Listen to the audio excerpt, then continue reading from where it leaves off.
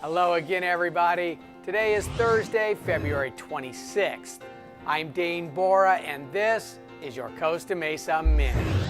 You are invited to celebrate the grand reopening and ribbon cutting event at Theodore Robins Ford this evening from 5 to 7 p.m.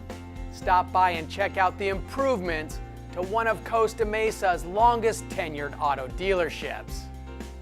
Applications are now being accepted by the Newport Mesa Unified School District for the first year of Signature Academies at the high schools, which will be limited to 9th grade students next year.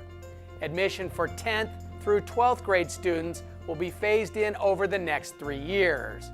Academy-related courses will also be expanded to elementary and middle schools in the coming years. The district is also offering 3 new elementary programs for next school year beginning in kindergarten. The application period for all of these exciting new academies is now through April 15th. Please check out the district website for more info and to submit an application.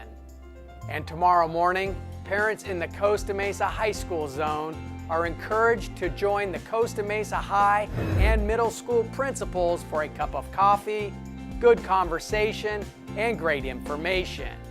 Share your questions, ideas, and thoughts, and learn about all the amazing things happening at Mesa. And now, let's meet this week's Pet of the Week. Found last month as a stray, John Smith is a playful, energetic, and affectionate shepherd mix. Judged to be about 2.5 years old and apparently house-trained, Mr. Smith is a healthy 70-pounder who will be neutered upon adoption. His adoption fees are discounted 25% all week when you mention the Costa Mesa Minute. And that's Costa Mesa today, in a minute or two. Remember, if it happens in Costa Mesa, it's news to us. I'm Dane Bora. Thanks for watching.